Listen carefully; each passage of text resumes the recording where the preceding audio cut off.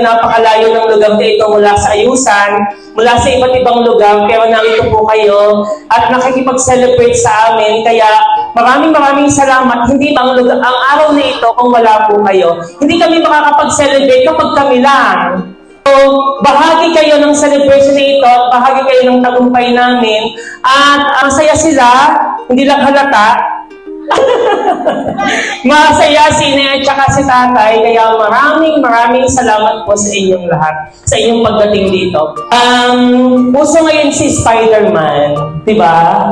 So, yun ang nakikita natin sa cinema ngayon. Sabi ni Spider-Man, great power comes great responsibility. At sa aming pamilya, isa lamang po ang Spider-Man ng buhay namin. At ang Spider-Man ng buhay namin ay si Tatay. So, kami ay pinagtatanggol, hindi ako iiyak.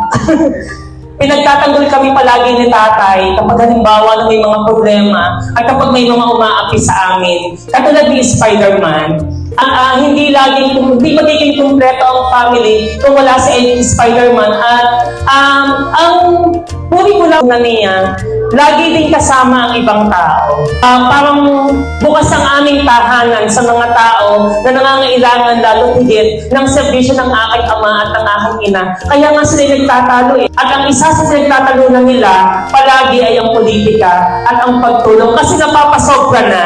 Minsan kasi pagka halimbawa na kailangan tumulong ng inay at saka ni Tatay, pagka halimbawa may tumatok sa amin, hindi maaaring hindi pagbubuksan at hindi maaaring hindi tutulungan. Ganyan talaga ang aking ama. Katulad din ni Spider-Man na parang sinasakripisyo na niya ang kanyang sarili para pagtulong sa iba.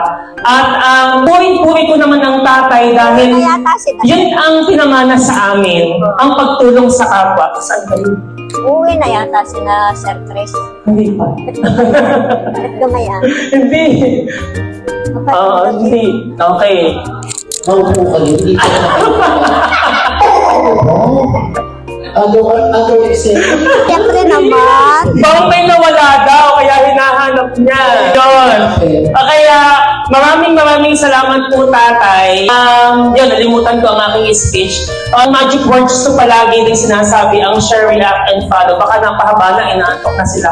Hindi naman, ang hindi ko malilimutan kay Tatay palagi, noong ako bata pa, naglalaro kami ng aking mga pinsan.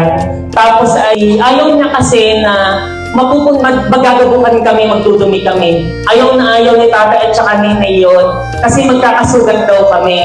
Kaya one time, naglalaro kami ng mga gabog, ng mga bayabas na ginagawa naming money, yung mga dahon ng bayabas na ginagawa naming pera. At tinawag ako one time ng Tatay kasi magabog na, madudumihan ako. Thank you naman. Ay di sabi ni Tatay, oy, sabihin mo sa kalaro mo, ikaw ay pinalo.